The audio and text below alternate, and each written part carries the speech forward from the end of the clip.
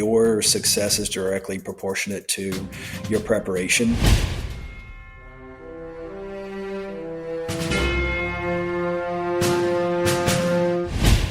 Welcome to Mindset Lessons from the Field. I'm Gina Casassa, the author of Training with the SEAL. I say that now because I've recently put up a couple of chapters of the book on Substack. So go check it out. It is slowly getting up there, but you guys get something. So check it out. Today's guest is a former U.S. Army Special Operator, medic, and trainer who spent over a decade teaching elite forces to perform under extreme pressure. After leaving the military, he transitioned into defense consulting, leading projects in human performance and resilience before founding his own company, Valor Point Human Systems, to help leaders align health, mindset, and purpose. Ladies and gentlemen, I'm really excited to introduce you to Chad White. Chad, thank you so much for being on the show. Thank you. It's a pleasure to be here. I'm excited to talk to you. We don't get too many medics on the show, and I'm curious in terms of, first of all, why the medic route? As our listeners may or may not know, that is a longer route. I believe it's an extra year. Is that correct? Correct. In the SF qualification course, it is. You could get let go at any point, right? At any point, and you get like a second try. And then after that, it could be over. And so I'm curious, why the medic route? Like, did you know you wanted to go into special forces? And then we'll just go from there. Yeah, to make that story as brief as possible, I actually went on active duty right out of high school. I enlisted at 17, and I started off in the Navy. Yeah, I went into the Navy, went into Naval Special Warfare training, went to BUDS to SEAL training. Actually went twice. I had some injuries the first time, spent some time on a ship where the corpsmen that I worked with were really impressive to me. And I had had a childhood fascination with medicine. Then the corpsmen that I worked with, the independent duty corpsmen, like their capability of what they could do individually was really impressive to me. Went back to BUDS a second time, had some personality conflicts with some instructors, and it ended up being a short term there. I completed my enlistment in the Navy, switched over to the Army.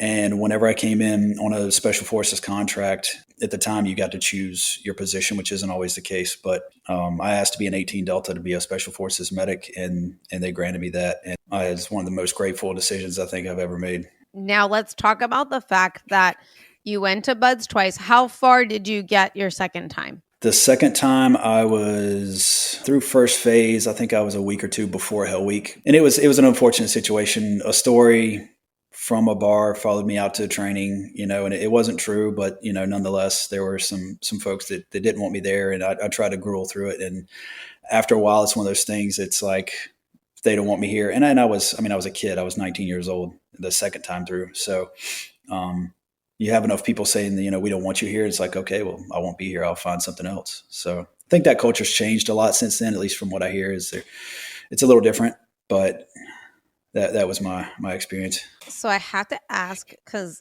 okay, I get it though. 19, it was like, the way you were saying it, it's like, they just didn't want me. Why be here? Right. But yeah.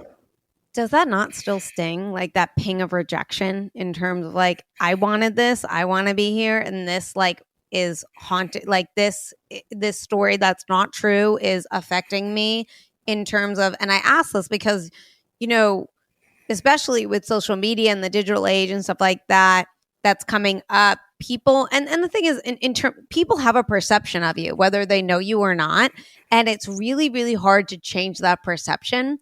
And sometimes it does just affect us. Now, we're two different genders, so I just can only speak for the female, where males seem to be like more like whatever, but did it sting at all, like that rejection? Oh, of course. Yeah, it took years to get past. I think one of the things you bring up, the gender differences, I think for men, especially at such a young age, a lot of men are looking for a validation. And that's what I guess burden I had placed on that program is like, this is it. If I can do this, then like I'm deserving. I'm a man amongst men. It took years to get past. Even coming into special operations in the Army, it was still a challenge for years. I had friends from the time I was on a ship, and I would spend a lot of time in Virginia Beach going to see my friends up there. And every time I was there, I was in the land of the SEALs, and I was like undeserving to be there in my own mind. So yeah, people have their perception of you. I think your perception of yourself is a much more substantial thing to try and change. It took me a long time to get past that. And it was ultimately getting into deployments and operations and missions where I got to see how we all worked, and I got to see the validity. I got to see the benefits of each different community. That was a huge plus within the global war on terrorism is a lot of things were in a joint environment. So a lot of us work together, a lot of SEALs, special forces, Marine Raiders, Marine Recon guys, Air Force commandos, like all of us got to do joint operations and seeing the strengths that each one had. And it's like there's a specific personality that goes into each one and works out better for each person, I think. So it was good to see that Special Forces ended up being especially being a medic. I think if I would have stayed in Naval Special Warfare, I wouldn't have done that. That was, like I said, one of the best things that I fell into was choosing to be a medic. Now, how did you, because you mentioned it took years, which is, it's normal. It weighs on you, and especially when you're around it and stuff like that. How did you, and you said in particular, like the perception of ourselves, right? Mm-hmm. How do we shift that? And how did you in particular shift that perception of yourself from it weighing on you so much to just allowing it to just to roll over and let go? A couple of different things. One, seeing that there's really great and not so great guys in the Naval Special Warfare community. So just becoming a SEAL doesn't make you like the best thing ever. Like there's dirtbags in every community. So that was one part of it. Seeing where I excelled and fit really well in the Special Forces mission, in the unconventional warfare, the type of things that we trained to do and the things that we did, the way that we operated, experiencing that success, and also just getting a different set of things that established my appreciation of myself, my value of myself. And a lot of that was a faith aligned thing. I was raised in a Christian home, and while there were times in my military career I deviated from that, that's one thing that I did come to realize is I was born with all the worth that I was ever going to have. So I was given a lot of skills and traits and capabilities, and that was a thing that was polished, but it was an innate quality. I love that you kept going. You're like, I'm gonna break into some community, right, in the Special Forces realm, which just seems like what you originally wanted. So then why medic? Especially, here's my question. You didn't choose like an easy route in terms of you could have been anything else besides an 18 Delta, right? And so why that one, especially with the ping of rejection from last time? I still remember making the choice when I first left the Navy and joined the Army. I was going to be an 18 Bravo, a Special Forces weapons sergeant. I was going to just jump out of planes and get in gunfights, and that was it. That's all I wanted to do. And while I was in assessment selection, I remember something just clicking in my head. And all of us come here to do this job, and there's a training, operations, gunfighting, killing bad guys, thing that we're all going to do here. But how much better would it be to get, this exceptional training on top of that, have a dual set of capabilities to where I could save my own guys as well. And again, having a lifetime fascination with, on and off of medicine and medical capabilities, getting it demonstrated by the corpsmen in the Navy that were incredible to work with. Was just thinking that would be an additional awesome thing to do. And I wasn't so concerned about the extra time it took to train, because I knew SF medics had the reputation of being some of the best medics on the planet. And if I were going to have teammates' hands, lives in my hands, that's what I wanted is that level of training. Now talk to us about the going through the Q course and what it was like, that route of medic. Did you have any rollbacks? I did. I actually recycled more times than you're normally supposed to. I think you only get one performance recycle and then one administrative recycle. I got an extra one, actually. I did both of those. It was a really awesome dynamic time for me because I was having some relationship issues with my first wife while I was in the Q course. I got those out of the way early. My first wife and I split up while I was halfway through the medic course. Starting that course off, at the time, they had anatomy and physiology and pathophysiology, the 6-week phase that was the hardest of the didactic portions of the course. That was up front. And that was the first high point of attrition in the course. I remember thinking that I was not a smart person. I didn't perform very well in high school, throughout my school. I barely passed certain subjects. So I'd spent all that time until then just thinking I wasn't that smart. And I got there and I learned how to study in that course. There wasn't a reclassing option at the time where throughout different parts in history, there are times where if you don't make it through the medic course, you can maybe go be a Bravo or a Charlie or something else. At the time, they were telling us, hey, if you don't pass the medic course, like you're most likely going to the 82nd Airborne Division. I was like, that's it. I'm going to go to the conventional Army, and I'm just probably going to hate my life a little bit. I worked hard, and I learned that your success is directly proportionate to your effort there. And I learned how to study, and I learned the mechanisms of successful, knowledge development and doing things I needed to academically. And fortunately for me, the hands-on portions of it, the trauma parts, where you're doing your work, that came a lot more natural to me, and I did all right with that naturally, and it was good. Yeah, I recycled once, performance recycle, combat trauma management, and then I recycled once for the relationships in my marriage separation. I needed to take care of some personal issues, so they gave me a compassionate recycle for that. And then at the very end of the course, I failed something that no one really ever fails, and that was the written test for anesthesia. And I failed that part. And I still remember my instructors coming in and just being dumbfounded. They're like, how have you gotten this far and you failed this? I was like, I impress myself sometimes. I don't really know, but they allowed me to stay through that. That's the one thing. Like I said, I wanted to do all the other things, but being a medic was what I ended up kind of doing the best at in my military career. What was going on in your mind during these recycles? Because it's like that could be it, right? And then also after you had one, then you find out, oh my God, I failed the test. Like I already had, you weren't even, I'm going to make the assumption maybe that you didn't know that they were going to give it to you, at some point, and then you found out. So what, between that duration of like, this is it, it's over, to like, I get a second chance. So then the pressure of, I can't fail again, like walk me through that mindset. And what did you do to just allow yourself to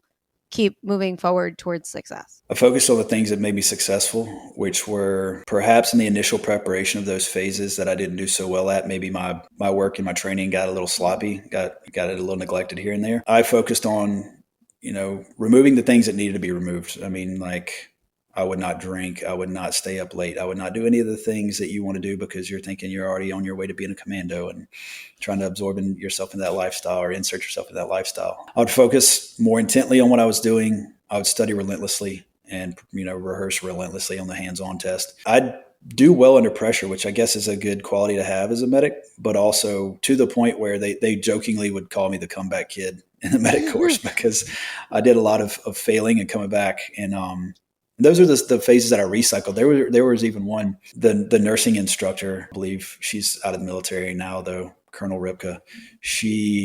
Major Ripka at the time. She came in. I remember I was coming through the course with her brother and one of her good friends who she ended up marrying later on. Had a beautiful family with, but she came in because we kind of had a little bit of a personal relationship, and she threw the door open and walked into the classroom and is like, you are the first person that has ever failed my test. I was like, I am a terrible human being. Like, I hate that I'm here. And she took me to her office, went over some specifics of, retraining over with me. I studied, came back, I think the next week, took the test again. She came back in, threw the door open again, and just looked at me. And I was like, there's no way I just failed this. She's like, you're the first person to ever fail my test and the first person to ever make 100 on my test. And that ended up being the theme of my time in the medic course. Was I may bomb it the first time, but the second time, I usually come through pretty well. So, wow. What do you have anything for someone that might did you put any pressure? Like, what was it leading up? Was it just like, listen, I'm just going to put my head down. I'm going to grind. I'm not going to overthink it. I'm not going to put that pressure on myself. Or is it that you need that pressure in order to excel? I think at that time and in that circumstance, I needed that pressure because it was a very enclosed training environment. And I think I needed that for what I was doing there. Just because it is the SF qualification course, particularly the medic one, is very long and it's a lot of time. And it's very easy to get kind of straight off the path and kind of get distracted and get lazy at times. So I think having that pressure put back on me was something I needed then. I won't discount the fact that there are probably certain experiences you go through where you should realize you are maybe doing something you shouldn't be doing, but that wasn't a question in my mind. I felt like that's what I wanted to do. I was capable of doing it. And I had, support from people around me. And, I knew that when I applied myself and I prepared which preparation being as complex as it is, where study, rehearse, perform, recover, rest, all those things being part of the process, doing those things appropriately in the right ratios, I knew I could be successful. So I knew if I began to not be successful, then I needed to reassess and reaccount for all those things, go back to ground level and build it from there up and start over and get myself together and get back to work. So let's talk about then your medic career and how long were you? How long was your career? Came into the Army in 07, had to redo basic training, airborne school, the prep course, and then selection, the SF qualification course. I got into 3rd SF group in 2010. So it took just under 3 years to get there. And from 2010 until February of 2020, whenever I was medically retired from the military, I was a medic.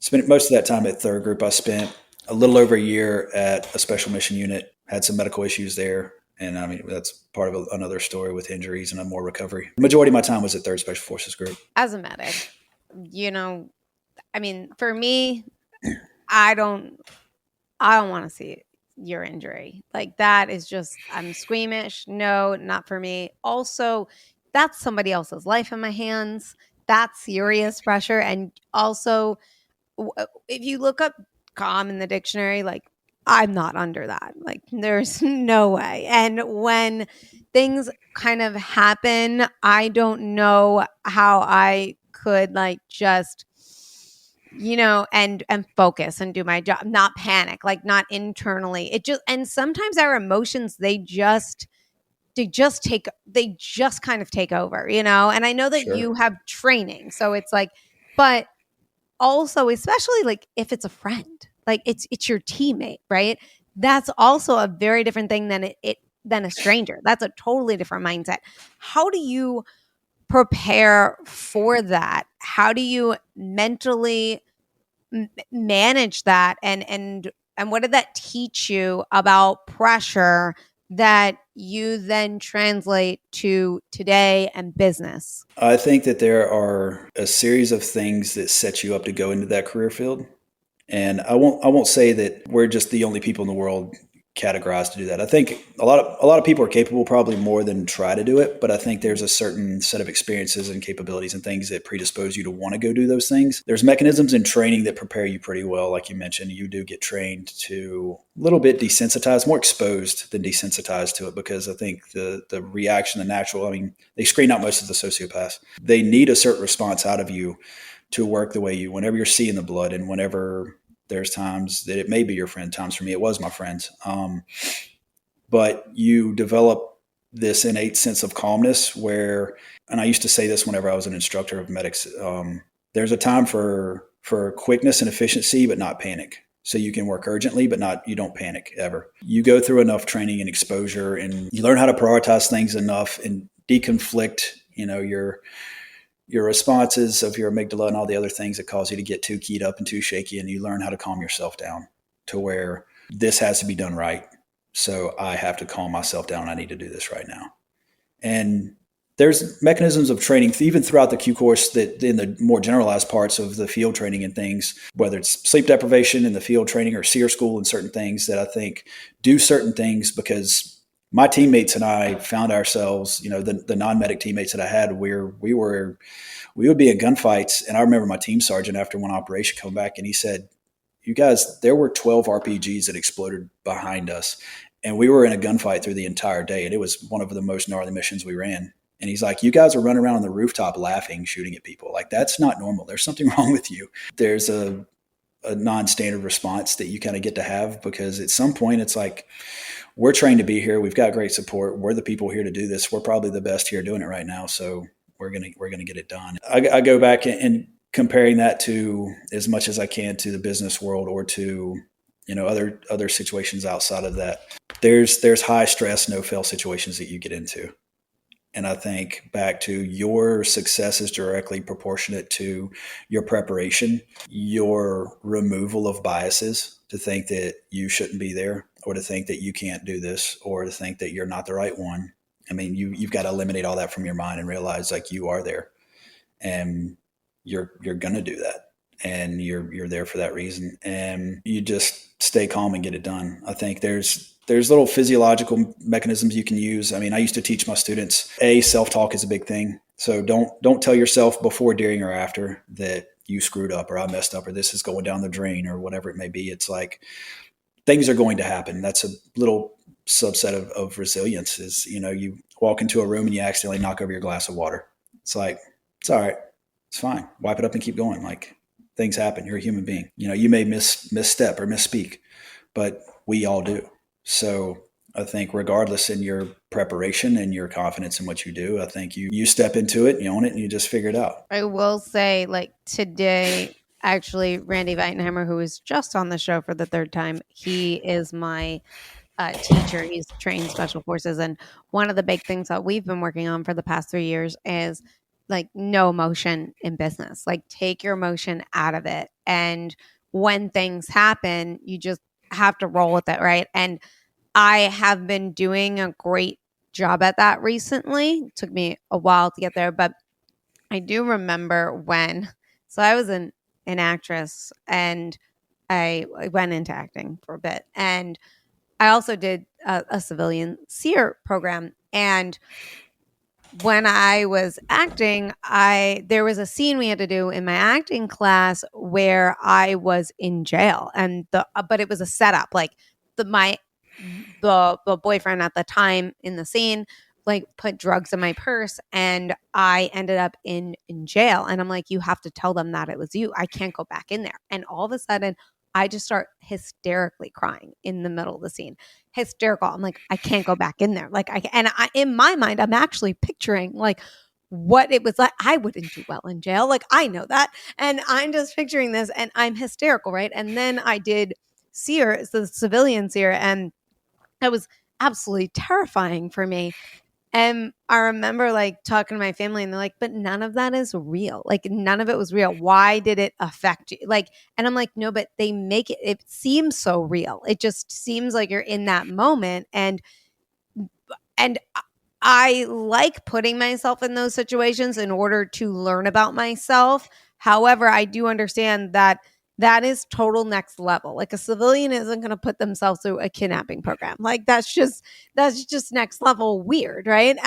So like what was like, do you think in terms of training wise that we could maybe put ourselves through to induce stress in a normal way that puts us in that safe environment? Like I said, technically we had a safe word in acting class. It was a safe space. Like there was like it wasn't technically real. Someone pulls you out if need be, right? So what your brain doesn't know that. Your brain yeah, no, exactly. Your brain does not know that. And how do you teach it to understand like this isn't like this is we're going to make it through? I get maybe it's that self-talk that you were mentioning, or I don't, and then just you kind of, I don't know about you, but for myself, I would have these voices in my head when I was going through the Navy SEAL prep program. Hated every second of it. And while we were running and things like that, like one side of me was like, this sucks. You don't need to be here. Like, just quit, like go home, like all this stuff. And then the other part of me was I was literally felt like crazy. Two parts of me are talking to each other, right? And it was just like I had to keep saying like, no, this is so much fun. And I'd be making myself smile and laughing. Meanwhile, like my other side is like, you're lying, like none of this, and I'm like, well, I lie to myself all the time, but that doesn't make it any less true or not. So I want to know more about how we can train the brain to, like, I guess, put us in that safe or at least like calm ourselves down to not react and also trigger the brain to then calm the rest of the body down, because once the brain feels like it's not safe, then everything, the heart rate, the breathing, the chest tightening, it all just kind of like implodes. And by the way, I want to ask you, I know that was long-winded, but like for yourself, training with your best friend being injured or your teammate being injured, and then all of a sudden it happening in real life, like I don't know if there's a story or something like that for you that you could translate this where you actually experienced this. I was trying to make a list of all the things I wanted to say. Sorry, it was a lot. No, that was good. That was great. That was a great question. A couple of parts are your brain didn't know that you weren't really going to jail at the time. The unfortunate side of that neurological response you have is, you look at folks that have bad reactions to traumatic situations and post-traumatic stress, right? The unfortunate thing is there's something telling their brain that they're back in a bad situation. They need to respond accordingly, and they're not, which is a maladaptive thing. Or you could look at the useful side of that, and it's mental rehearsals. One of my fond videos of that is, look at the Blue Angels, look at their preparation. They look ridiculous. They're sitting in a room together with their eyes closed and they're going through all of their tricks. They're the best in the world at what they do. So I'm not going to knock what they're doing. There's a very substantial purpose in that. I had another teammate of mine that was his advice to guys going to the combat dive qualification course that SF does down in Key West.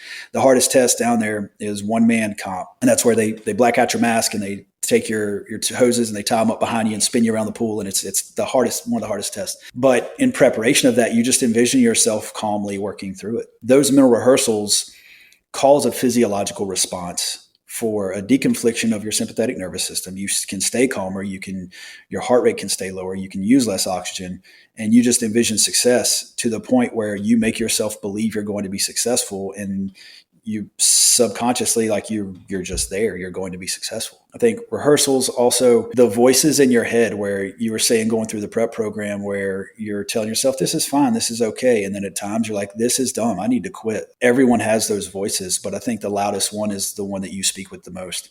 And if you can continually tell yourself like, this is where I belong, this is like, whether it's I'm having fun or, whatever you need to tell yourself, something positive. At one point in my career, I got through an entire 6-month deployment using that strategy of like, fake it till you make it. Like, I'm going to force a smile on my face that is super fake, and I don't want to be here. I hate what I'm doing.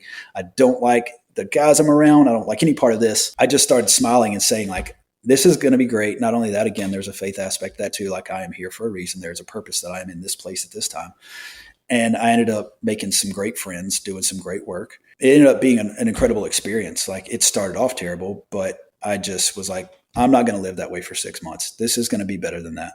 And so I kind of did the fake it till you make it thing. And then it just started being a subconscious fact. And then it turned out okay. To working on friends as a medic, that's a much, much deeper scenario. But yeah, I had a couple of times I worked on friends. One substantial time we had a green on blue attack, which is where the Afghan forces we train. That's, SF's specialty is, we train a partner force. So in Afghanistan, we would train Afghan commandos and special forces, and sometimes, unfortunately, lower qualified guys to work with us. And they would turn on us and attack us for a variety of reasons. They would get, the Taliban or Al-Qaeda or Haqqani or some group would kidnap their family, or they would pay them off, or something, something to the effect of it would make them turn on us, and they would attack us. That happened to us early 2014 we had a large group of my company there, multiple teams, and they attacked us, and out of our company killed 2 guys, wounded 4 others. And it was Tico Skelt, who was a good friend of ours. He was an 18 Bravo, who was our B team ops sergeant at the time. Kind of looked at him as like the godfather of our company because he was one of the more experienced guys. He was super gangster. Like, he had the best stories of just how early on in the war, like he was getting at it, like just brutal operations. John Pelham was one of our SADE guys, who was one of our like in the field with us intelligence collection guys doing a lot of digital intelligence work. Those 2 guys were the ones that were killed in that. 4 of the other guys, including one of my teammates. The shooting first started happening. We were getting ready to go out on a bigger operation. I was kind of sitting on the other side of a wall, kind of trying to sit down and rest for a minute, and heard some gunfire. But I mean, there was mortars and gunfire intermittently throughout the day. So I didn't initially really think that much of it. It sounded kind of close. And then I heard my team sergeant yell, like, get over here. So I snatched up my aid bag and I ran over to where they were. Tico was on the ground, unconscious. And I saw he had been shot in the neck. And what I didn't know until afterwards, he had been shot in the front of his shoulder. When I exposed him a little more, I was shot in the front of his shoulder here. So I initially started focusing on his neck. I had another guy there with me who put pressure on his neck as I started working on him. What I didn't know was the round that hit him in the shoulder spun through the inside of his chest and kind of shredded everything inside. He was bleeding out internally, and we didn't know. He was unconscious when I got there, which is kind of indicative. Usually if someone has already lost their consciousness, not looking too good that they're going to be back with us. But I worked on him anyway. I worked on him until another friend and medic of mine came up to me and kind of like was checking him out while I was working on him. And he was like, hey, he's gone. Like, there's more we can do here. And I moved on to another patient, and I struggled with that for a very long time.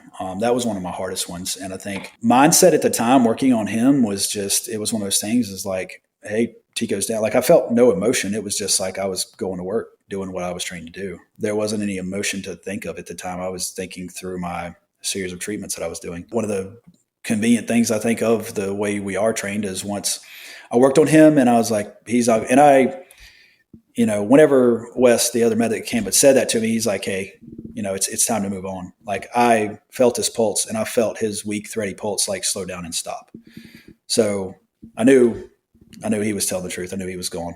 So I went to work on another guy. I moved on to my teammate, Drew, who had also been shot 2 different places through the arm and into the foot. I think a round ricocheted up into his foot. To work on Drew and started administering some treatments to Drew. That was another difficult situation to get through. We had to stay out the way they kind of do things. They want to do a brief investigation of things before they let everybody take off. So we hung out for a couple of days in that spot. We didn't talk about it too much about what was going on. It's like we were all there for it, and we will like compartmentalize those things and just put those on the back end of the deployment. We'll handle that later. We got other stuff to do right now. Yeah, we could go into a lot of different directions with that story. I think what is the most valuable aspect of that experience that I can provide you? I wrestled with that for a long time afterwards. So I feel like that is something that, and it doesn't translating that to civilian life. It could be I failed at something. I let somebody down. I failed somebody else. So I want to know more about how you wrestled, how you wrestled with it, how you dealt with it, whether it was healthy or unhealthy, and then how you, I guess, in a way, healed or moved. I don't want to say like moved, but like accepted. That's a better word. Accepted. Yeah, I dealt with it in a very unhealthy way for a long time. And did you know that, by the way? Like, did you have an awareness of I am dealing with it in this way, or was it just kind of like you didn't realize you were doing it until like that was the cause of it, if that makes sense? Yeah, because it was an unhealthy mechanism I was using. I was just drinking. I would drink a lot. And it worked out at the time because of the requirements of my job. Like, I couldn't come to work drunk. And so it wasn't that severe. And I knew like I still had to be there early because we ran a pretty tight team. So I knew that I had to be there at 7 a.m. to do a workout, pretty substantial workout every morning. And I wasn't going to punish myself and just be miserable and hungover every time. Not that I never did, but so I didn't drink very often during the week. Usually we were busy enough with the work that we were doing. That wasn't a conflict during the week, but on weekends, absolutely, for memorials and certain events, like there was a lot of drinking around those things. And I went for years, just like Memorial Day was the worst day of the year for me. And I remember my wife would even say, like, whenever Memorial Day was coming around, she's like, what are we going to do this year? Like, because she knew it was going to be a rough couple of days.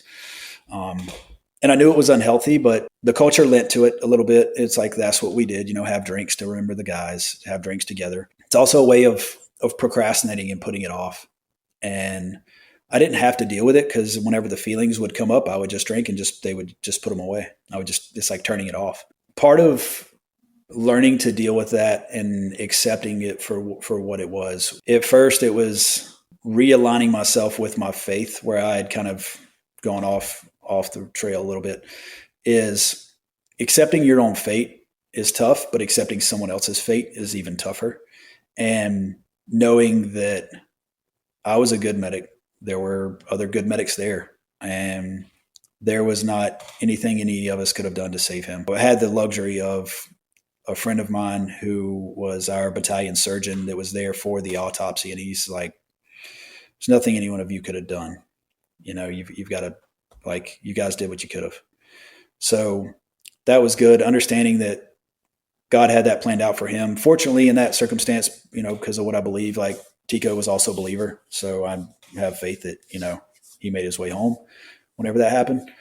But I think the biggest part of healing for me in the intensity of what that was actually after my retirement, I did an event, this stand-up paddleboard event, which sounds crazy. It was a 32-mile thing from Catalina Island into Huntington Beach that one of my teammates invited me to do. That's cool. It's amazing. Open Water is the organization. They do amazing things for first responders and veterans. They invited me out. My old teammate, Jake Green, invited me out to to be a part of it. He helped kind of stand that thing up.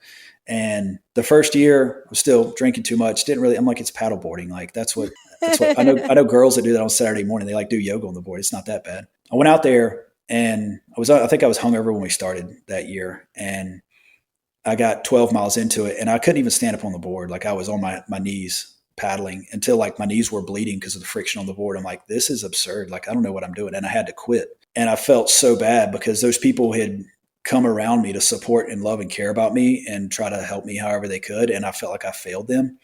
So we went in, and the next day everyone's kind of high-fiving each other like they had completed it and they had such a great time and a great experience. And I was just like, I am a failure. And so I started drinking. Had a conflict with a couple of guys out there. They kind of told me to leave and go home from where we were at, which was embarrassing. And I got back, and that was the first and only time in my life where that night I'm like, I have had so many failures. Like I failed SEAL training. I've failed TICO. I've failed, all these different things. And I went through like the list of all my failures in my career, and they stacked up on my chest. And I was like, I'm done. Like I can't do this anymore. Fortunately for me, Chris Free, who is my psychologist and good friend now, I called him out in Hawaii and he answered the phone, and he fortunately was there to talk to me for a little while and kind of talked me off the ledge and helped me through that evening. And the next day, Danny, who is one of the guys who also founded Open Water, spoke to me, and he's like, hey man, I love you. Give me a call when you get home. I remember thinking to myself, I was like, I've got sons at home. I've got, I had one at the time. I had two more on the way. I had two at the time. I had two more. I had twins after that. I was like, I'm not going to let anything not allow me to raise my sons, to include myself. So I got back. I called Danny. He helped me get into AA. I went to a couple of meetings. It wasn't really for me, but 2 or 3 were okay. And then I took 14 months off of drinking, like complete sobriety for 14 months, and no drinking, no other substances. I did like barely had any coffee. Like it was great. But that was something that I needed to do to get through the holidays, the memorials, all the events that cause those memories to come up. And I had to acknowledge them. And I had to go through it. I had to feel the feelings. I had to process it. I had to understand it. It helped me work through processing all those things that I should have done years ago that I just put off and ignored and just not had the courage to step up and look at objectively the way I needed to. Secondly, it kind of helped me reappraise and reassess my perspective on alcohol and see that more accurately for what it is because for some people, I know alcohol can be a pleasant thing and an enjoyable thing. They can have a couple drinks and it contributes to them having a good time. Alcohol became something that I misused. And for so long that it was something different for me at that time. So that 14 months helped me reevaluate the way that I saw that and how I looked at it and how I use it. And my wife and I do have some drinks sometimes now, but it is a very different picture than what it used to be. This podcast episode is brought to you by Thrivers Coffee. Podcast guest Nick McKinley's company, Deliver Fund, brings you guys Thrivers Coffee. It is ethically sourced, it's organic, and it supports traffic survivors. That is right. Thrivers Coffee is all about empowering us to making a difference in the fight to end human trafficking. That's why 100% of the proceeds go directly towards their goal of bringing freedom to victims of human trafficking. So if you guys love coffee that is organic, ethically sourced, and tastes absolutely delicious, and want to help to end the fight of human trafficking, check out Nick McKinley's company, Thrivers Coffee. Talk about that 14 months in terms of, you said you had to feel the feelings, confront things, right? That is challenging. That's hard. And yes, you're going to want to not do that, right? And you're going to want to just grab that drink or whatever it is to what was there a day that you may remember and share, and how did you not do it? Meaning like where you were close to doing it, you weren't sure if you can, because I'm sure listeners can relate to this. It's like you're super close to, I guess in a way, failing yourself, right? Yeah. By just taking an easier route. And then what did you do to go, no, like I'm just going to get through it. Like I'm gonna accept the pain. I'm going to figure all this out. I think I had a unique experience maybe in that. I don't know a lot of people that have chosen to do it kind of the way I did it, but because of the fact that I put my kids' their lives as the consequence on that, it made it very easy for me to say like 100% not touching it. There were definitely challenging situations. I went to a friend of mine was retiring out of SEAL Team 6. I went up to Virginia Beach for his retirement, which was the beers started at the ceremony and then continued throughout the day, late into the night. Everyone was drinking, celebrating, having an awesome time. And some great friends of mine up there, and I didn't have a drink the whole day. I may have smoked an entire pack of cigarettes, and I'm not a smoker, but that was the thing I chose that day. I was like, if I'm going to do something, I'm going to do this. And again, like I think the only one of us even smoking. Nobody smokes hardly anymore, but that's the thing I picked. But I got through it. And the next morning I was thankful that I got through that. But that 14 months was something, like I said, going through those retirements, the ceremonies, the memorials, the holidays, like all of the things. I mean, facing those things it's a necessity because you need to deal with your emotions. And I think look at your emotions for what they are, because your emotions shouldn't drive you into anything, but they should be indicators of what you're experiencing for a reason. And it was the love you have for people, the love that you had for someone, the effect that their life or the loss of their life had on you. Working through those emotions for what they are, acknowledging them and giving them the right that they deserve, understanding that, they're all that happened for a reason. And it was something that we all kind of accepted. We put ourselves there knowing the risks we took, focusing on, like any situation, focusing on the valuables of, like for Tico was an amazing teammate, amazing friend. He was going around warning us of an insider attack whenever the attack happened that killed him. Like he died while he was saving us, giving us, the heads up that like this was about to happen. I think it's processing all those things, the feelings, the way that you need to, I mean, those processes are normal. And I think they're things and whether you use therapy to get through them, like you absolutely need a community of people around you that support you, because you are not designed to do anything by yourself. That's one of the advantages the military we understand is being on a team and having the support of our teammates, but taking like-minded people around you to support you to get through those things. Like that's why AA will provide you a sponsor, or, recommend you get a sponsor, or, you have that. That's a Christian fundamental that you have believers around you to support you through the challenges of your life and through each other through your lives. I think that's a requirement that you got to have as well. So for someone that's listening to this that might be in a low place, that's feeling like a failure, that's feeling unmotivated, that feels guilty from maybe the past experiences or things are weighing on them, what would you say is the first mindset step that you'd tell them to take?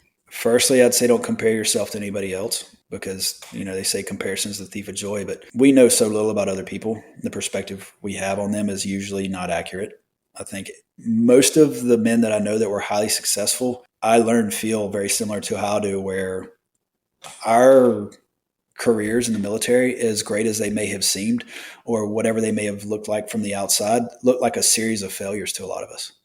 Mm-hmm. I learned that Tico's death was something that every single guy there that day felt like he was responsible for. So I think someone is in a low place. You should look at the fact that failures are a part of life. They're going to happen. They happen to every single one of us.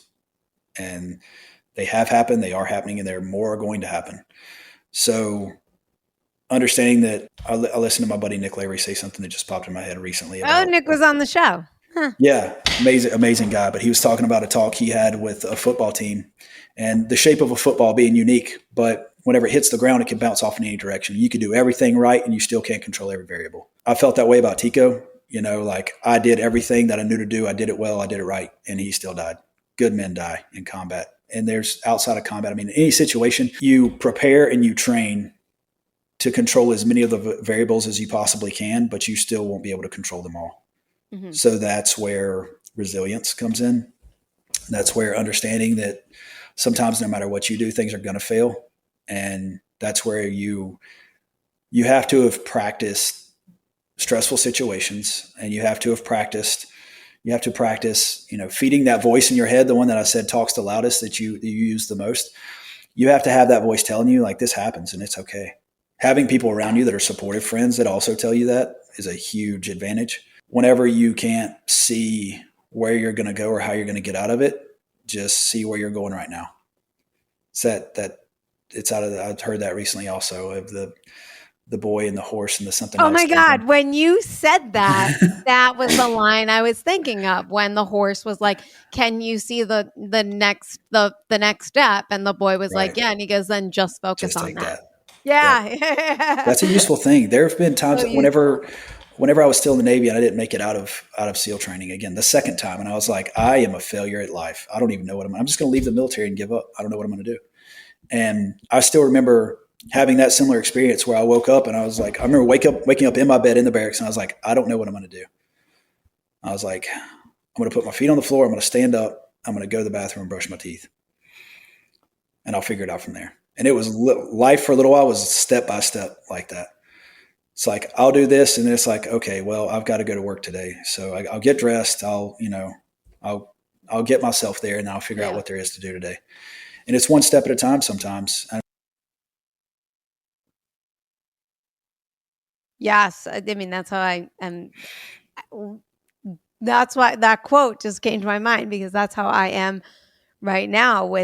I have 1,000 things as an entrepreneur, but we do have this nonprofit event that I'm putting on, and there's going to be, I don't know how many people, but at this point we're like projecting around 1,000, and it's one human being putting on an event, and No it's big my deal. first year, and I have no idea what I'm doing, and there's this giant list, and I'm just like, just focus on one thing, just focus on the next thing, it'll all come together, or it won't. Like, it's there.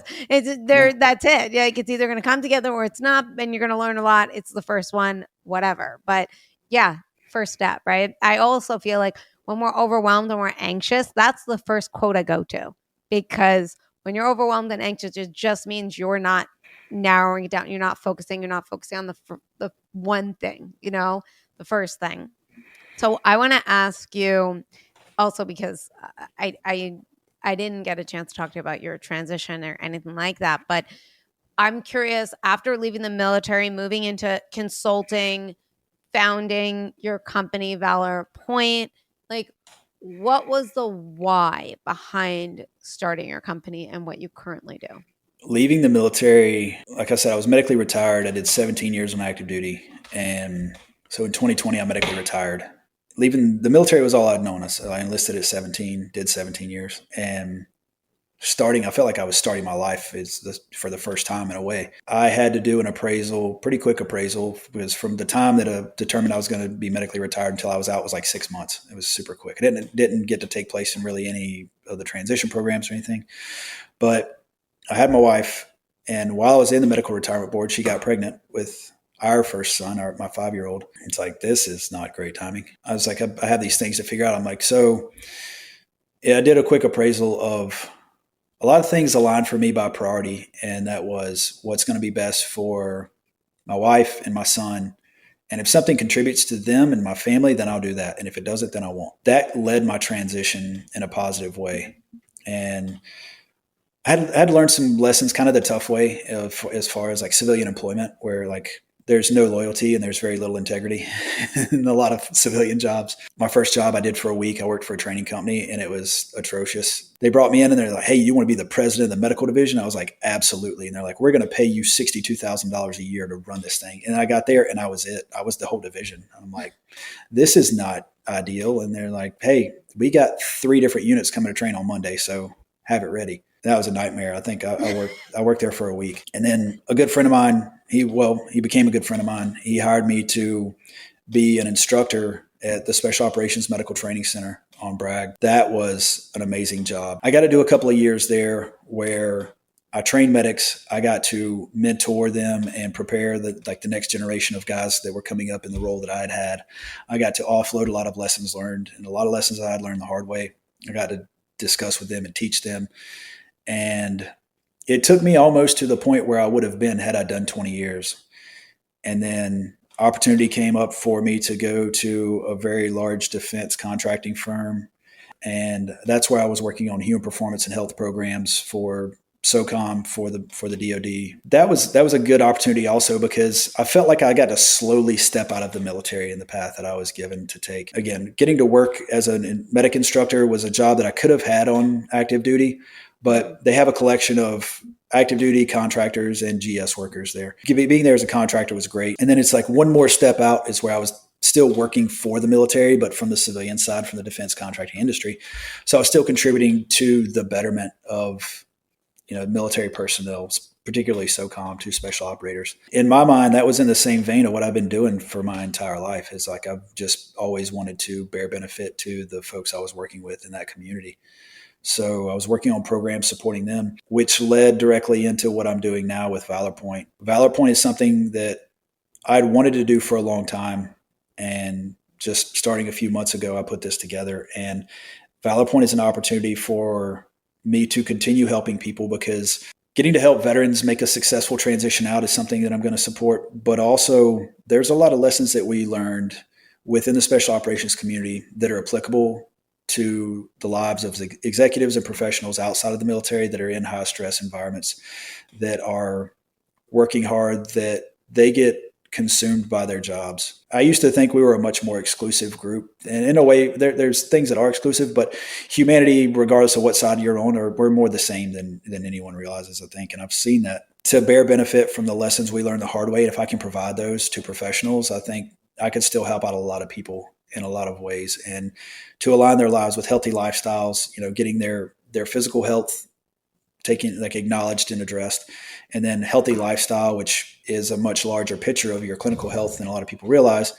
but how that feeds into your vocation. I think your mindset, that in alignment with your mindset, feeds directly into your performance at your job, whether it be a stressful business meeting coming up, or you've got 1,000 people that are all coming to watch you on stage and see what you're going to do, and it's all on you. It's like, I think there's a lot of things that we can share. I've been in talks with Nick Lavery, as a matter of fact, to collaborate with him and work with him, since he's already been successful at doing that for a number of years. Yeah. And it kind of in a parallel effort of me doing Valor Point, working with him, I think just doing our best to continue helping people.